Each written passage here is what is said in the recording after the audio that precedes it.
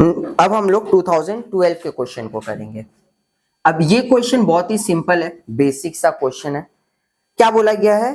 From the following particulars given below calculate the earning of two worker Satyam and Gautam under the differential piece rate system. Standard time allowed 40 units per hour. Time wages rupees 4 per hour. Differential piece rate to be applied. 75% of the piece rate when below standard and 125% of the piece rate when above at and above standard. मतलब sir बोला क्या गया? बोला गया है कि उन लोगों को दिया गया है कि घंटे में 40 यूनिट आपको बनाना है स्टैंडर्ड आउटपुट, और टाइम के हिसाब से उन्हें पेमेंट मिलेगा 4 रुपीज पर आवर। और उन्हें बताया गया है कि अगर आप एफिशिएंसी लेवल से बिलो काम करते हो तो आपको जो भी वेज रेट है उसका 75% के हिसाब से पेमेंट मिलेगा। बट अगर आपका एफिशिएंसी से अबव आप अच्छे काम करते हो 100% के ऊपर, तो आपका जो रेट है वो 125% के अकॉर्डिंगली हो जाएगा। अब बोला गया है वर्कर्स ने दिन में कितने घंटे काम किया? 8 घंटा। और सत्यम ने 400 यूनिट्स को बनाया, गौतम ने 240 यूनिट्स को बनाया। तो चलो एक एक करके डिटेल्स को लिखते हैं। सत्यम एंड गौतम दो वर्कर्स हैं। स्टैंडर्ड आउटपुट कितना होना चाहिए था? क्वेश्चन में बोला गया था 40 यूनिट्स पर आवर। तो 8 घंटे इन लोगों ने काम किया, तो 40 इंटू 8 320 का क्या होना चाहिए था आउटपुट। अब एक्चुअल आउटपुट इसने 400 यूनिट को प्रोड्यूस किया और इसने 240 यूनिट को प्रोड्यूस किया। तो इससे हमें साफ साफ दिख रहा है कि सत्यम ने अबव स्टैंडर्ड परफॉर्मेंस दिया, बट गौतम का परफॉर्मेंस क्या बिलो स्टैंडर्ड है, क्योंकि 320 यूनिट्स प्रोड्यूस करना चाहिए था और उसने सिर्फ 240 यूनिट ही बनाया। इस क्वेश्चन में अब हमें अर्निंग को कैलकुलेट करने बोला गया है। तो देखो जब हमारे पास यूनिट है तो हम लोग अर्निंग भी यूनिट पे कैलकुलेट करेंगे। अर्निंग हमें डिफरेंशियल पीस रेट पे बोला गया है, तो जब हमें पीस रेट पे निकालना है तो हमें पीस रेट तो क्वेश्चन पे दिया नहीं है, तो हम लोग क्या करेंगे? पीस रेट को कैलकुलेट करेंगे। क्या बोला गया था? 4 रुपया घंटे का हमारा वेज रेट है। अगर 4 रुपया घंटे का वेज रेट है और 4 रुपए में हम उनसे 40 यूनिट का आउटपुट ले रहे हैं, तो मेरा एक पीस का हमारा रेट क्या पड़ेगा? 0.10 पैसा। अब इसके बाद हमारा अर्निंग कितने का होगा? देखो इसने आउटपुट कितना बनाया? 400 यूनिट इनटू पीस रेट कितना? 0.10। बट ये अबव स्टैंडर्ड परफॉर्म किया तो इसका रेट क्या हो जाएगा? 125% हो जाएगा। सिमिलरली गौतम ने कितने यूनिट को प्रोड्यूस किया? 240 यूनिट को। पीस रेट इसका भी 10 पैसा था, बट इसने बिलो स्टैंडर्ड परफॉर्म किया तो इसका रेट क्या हो जाएगा? 75% हो जाएगा। तो इसका अर्निंग हमारा आएगा 50 रुपीज और इसका अर्निंग हमारा आएगा 18 रुपीज। ठीक है, अब हम लोग लेबर टर्नओवर को समझते हैं। ये बहुत ही सिंपल और इजी टॉपिक है, तो लेबर टर्नओवर को समझते हैं। लेबर टर्नओवर जब भी बोले इसके अंडर में हम लोगों को 3 मेजर फॉर्मूलाज है जो याद रखना है। 3 की जगह 4 भी हो सकता है, वो डिपेंड करता है कभी कभी, लेकिन जो मेजर 3 है वो क्या है? पहला है सेपरेशन मेथड। अब देखो टर्नओवर मतलब क्या होता है? जो लोग मतलब कंपनी में क्या होता है, एम्प्लॉयज नए आते हैं, पुराने छोड़ के जाते हैं, इवन कंपनी एक्सपैंड करता है और कुछ लोगों को हायर किया जाता है। तो इसमें 3 अलग अलग मेथड्स है जिसे हम लोग को लेबर टर्नओवर्स को कैलकुलेट करना रहता है। जैसे labour turnover under separation method. Separation word का मतलब क्या होता है? जिनको अलग किया गया, जो अलग हो गए। अब अलग कैसे हो सकते हैं? या कंपनी को वो छोड़ दे या कंपनी उन्हें निकाल दे। ठीक है, तो वो दोनों ही सेपरेट हो रहे हैं दोनों ही केसेस में। तो इसमें फॉर्मूला होता है हमारा number of workers left plus number of workers discharge upon average number of workers अब यहाँ पर हम इन द बिगनिंग ये ओवरऑल ईयर या मंथ मेंशन नहीं कर रहे, हम यहाँ पर लिख रहे हैं सिर्फ average number of workers. Question अगर मंथली रहे तो मंथली हम लोग एवरेज लेंगे, अगर ईयरली रहे तो ईयरली एवरेज लेंगे इनटू 100। सिमिलरली दूसरा है हमारा रिप्लेसमेंट मेथड। अब ये रिप्लेसमेंट वर्ड का मतलब क्या होता है, जो लोग कंपनी को छोड़े या अलग हुए, मतलब सेपरेट हम लोग जिन्हें किए, उनके बदले में हम लोगों ने कितने लोगों को कंपनी में रिक्रूट किया। तो यहां पर हो जाता है number of workers replaced by average number of workers into 100। Then third जो होता है वो होता है फ्लक्स मेथड। अब ये फ्लक्स मेथड का फॉर्मूला क्या है, इन दोनों के न्यूमरेटर को ऐड कर देना है। मतलब sir number of workers left plus number of workers discharge plus number of workers replaced by average number of workers into 100। ठीक है, अब इन तीन के बाहर क्या जाता है, एक अलग से कभी कभी रिक्रूटमेंट मेथड बोल देता है, जो कभी डिपेंड करता है सिचुएशन पे, अगर बोला गया तो करेंगे, नहीं बोला गया तो नहीं करेंगे। अब ये क्या है, रिक्रूटमेंट मेथड। रिक्रूटमेंट मेथड मतलब हो गया न्यूली रिक्रूटेड, तो number of workers newly recruited by average number of workers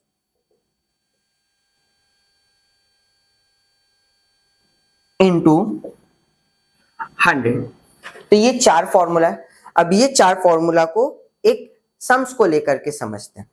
देखो 2013 में यूनिवर्सिटी ने एक क्वेश्चन को पूछा था। अब वो 2013 हम फॉर्मूला को बोर्ड से रब नहीं कर रहे, क्योंकि इसी पे ही हम आपको वो पार्ट को एक्सप्लेन कर दे रहे।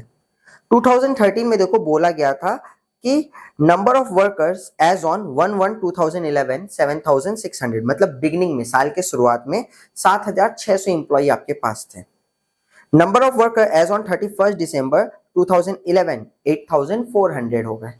देखो बिगिनिंग 7,600 और एंड में कितना है साल का 8,400।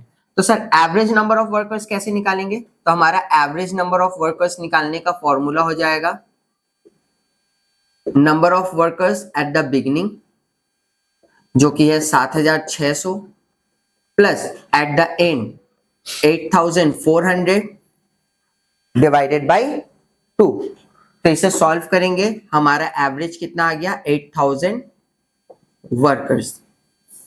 देन क्या बोला गया, during the year 80 workers left. देखो नंबर ऑफ वर्कर्स लेफ्ट कितने की है 80 plus while 320 workers were discharge हम लोगों ने कितने को किया 320 को, upon average number of workers कितना था 8,000 इंटू 100।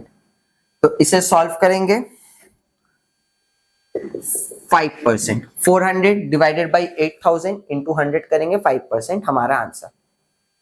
रिप्लेसमेंट मेथड, देखो आगे क्वेश्चन में बोला गया 500 workers were recruited during the year. पूरे साल में हम लोगों ने कितने वर्कर्स को रिक्रूट किया 500 वर्कर्स को। Of this 300 workers were recruited because of exits and the rest were recruited in accordance with the expansion plan. बोला गया है इन 500 में से 300 वर्कर्स ऐसे हैं जो लोग कंपनी को छोड़ के गए थे, उनके जगह पर लाया गया। तो रिप्लेस्ड कितना किया गया हमारा 300 वर्कर्स, तो 300 वर्कर्स हमारा number of workers replaced. Average कितना 8,000 इंटू 100, इसे सॉल्व करेंगे 3.75%। अब सर फ्लक्स मेथड में क्या होगा हमारा, देखो number of workers left 80, discharge 320, replaced 300 upon average number of workers 8000 into 100। इसे सॉल्व करेंगे हमारा 8.75%। देन लास्ट में देखो रिक्रूटमेंट मेथड, देखो जब क्वेश्चन में सिर्फ लेबर टर्नओवर बोले ना तो आप ये तीन को ही कैलकुलेट करो, ये करने का जरूरत नहीं है। जब क्वेश्चन में मेंशन है रिक्रूटमेंट मेथड तभी हम लोग इस पे जाएंगे, ठीक है। तो अब रिक्रूटमेंट सर कैसे निकालेंगे, तो रिक्रूटमेंट के लिए देखो हमें क्या करना होगा, कैलकुलेशन को करना पड़ेगा कि हम लोगों ने पूरे साल में रिक्रूटमेंट कितने का किया, ठीक है। तो न्यूली रिक्रूटेड, ये क्वेश्चन में देखो दिया नहीं गया, सर दिया तो था 500, तो 500 क्या है एक बार देख लेते हैं। देखो क्वेश्चन में हमें बताया गया था eight the end of the year हमारे पास कितने वर्कर्स हैं, 8400।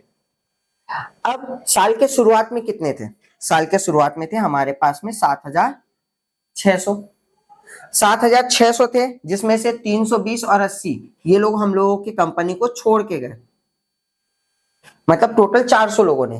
तो 7600 से 400 चला गया तो 7200, और 8400 क्या हो रहा है हमारा एंड में हो रहा है, मतलब हम लोगों के इस बीच में कितने वर्कर्स को हम लोगों ने रिक्रूट किया था, 1200 वर्कर्स को हम लोगों ने रिक्रूट किया था। तो हमारा number of workers newly recruited कितने हो गए, 1200 डिवाइडेड बाई 8000 इंटू 100, जो कि आ जाएगा हमारा 15%।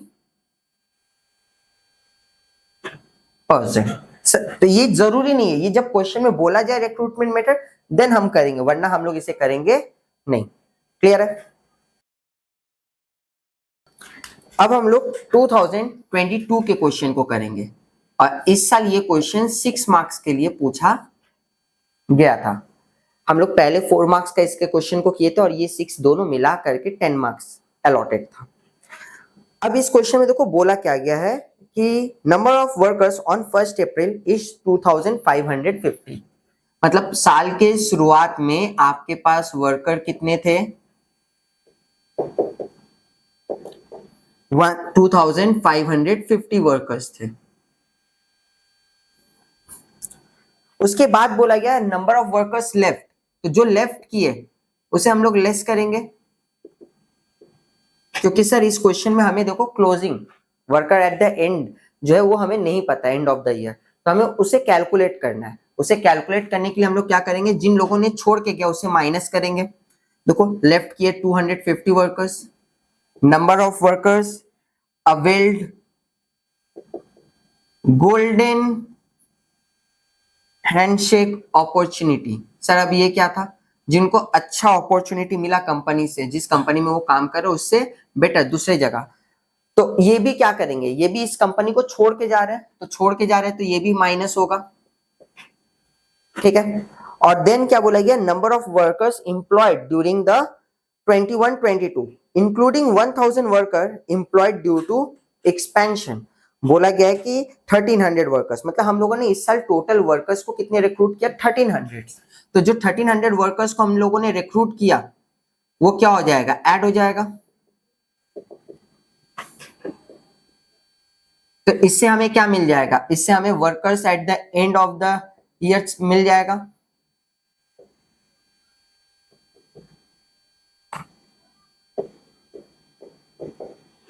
March 22, इसे कैलकुलेट करो, देखो 3450 हो जाएगा। अब इससे हम लोग क्या निकाल सकते हैं, average number of workers, beginning 2550 ending 3450 divided by 2, तो 300 वर्कर्स हमारा क्या हो गया average.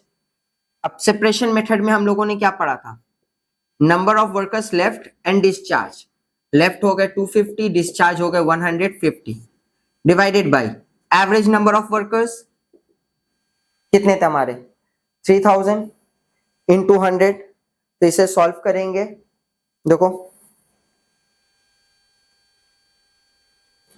13.33%। Similarly replacement method. Sir अब रिप्लेसमेंट कितना था, देखो लास्ट लाइन पे क्वेश्चन पे क्या बोला गया था, 1300 हम लोगों ने रिक्रूट किया, बट उसी सेंटेंस के अंदर क्या बोला गया था कि हम लोगों ने 1000 वर्कर्स जो है वो एक्सपेंशन के लिए लिया था। अगर एक्सपेंशन के लिए हमारा 1000 वर्कर था 1300 में से, तो इसका मतलब है रिप्लेसमेंट कितने थे, जो लोगों ने कंपनी को छोड़ के गया था, जो 400 लोग छोड़ के गए तो उनके जगह पे हम लोग कितने हायर कर रहे हैं, 300 डिवाइडेड बाई 3000 इंटू 100, जो कि कितना हो गया हमारा 10%। Last flux method.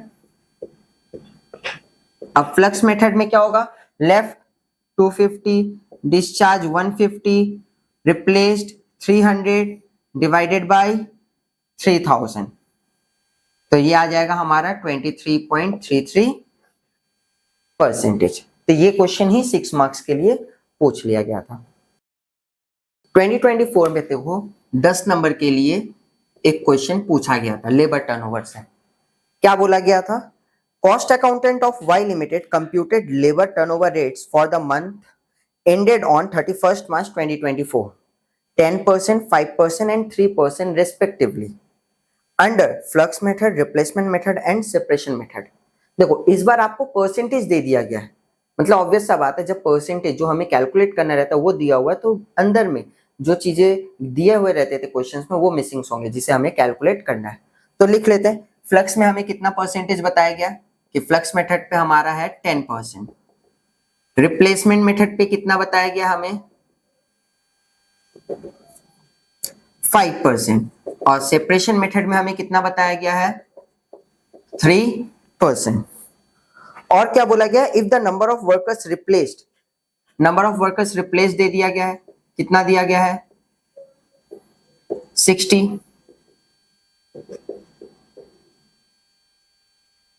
बोला गया है find out the number of workers recruited and join, the number of workers were separated. दो चीजें आपको कैलकुलेट करने बोला गया, नंबर ऑफ वर्कर्स सेपरेटेड और number of workers recruited and join. देखो रिप्लेस नहीं बोला गया, रिक्रूटेड एंड ज्वाइन बोला गया, ठीक है।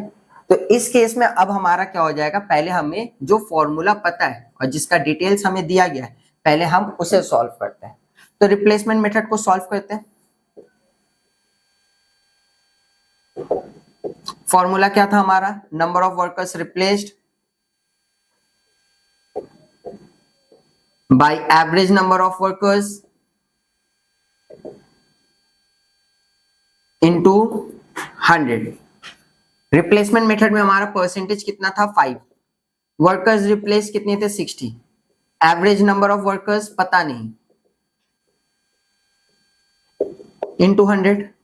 देखो जब यहाँ परसेंटेज लिखेंगे तब यहाँ पर इंटू 100 नहीं लिखेंगे, और अगर यहाँ इंटू 100 लिखेंगे तो यहाँ पर परसेंटेज का साइन नहीं देते हम लोग। तो average number of workers equals to कितना हो जाएगा हमारा 60 इंटू 100 अपॉन 5 मीन्स 1200 वर्कर्स। तो हमें एवरेज वर्कर्स मिल गया। हम लोग सेपरेशन मेथड के फॉर्मूला में पुट करके जो सेकंड पार्ट में हमें बोला गया था नंबर ऑफ वर्कर्स सेपरेटेड निकालने, वो हम लोग कैलकुलेट कर सकते हैं। तो चलो इसे सॉल्व कर लेते हैं। Separation method, number of workers separated, left hand discharge को हम एक वर्ड से रिप्लेस करें, वो है separated, bye average number of workers into 100। Separation method में कितना है ये हमारा 3, नंबर ऑफ वर्कर्स सेपरेटेड पता नहीं है, एवरेज कितना है हमारा 1200 वर्कर्स इंटू 100, दो दो जीरो काट दिए, 12 into 3, number of workers separated 36 workers. एक कैलकुलेट हो गया। अब दूसरा हमें क्या कैलकुलेट करने बोला गया है, रिक्रूटेड एंड ज्वाइन, तो वो हम लोग सॉल्व करेंगे थ्रू फ्लक्स। तो फ्लक्स मेथड में अब हमारा फॉर्मूला क्या हो जाएगा, number of workers separated plus number of workers recruited and joined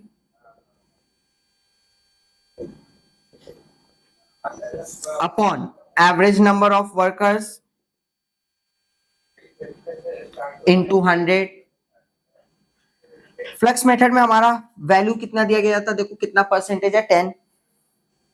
number of worker separated कितना है हमारे पास 36. रिक्रूटेड एंड ज्वाइन हमें पता नहीं.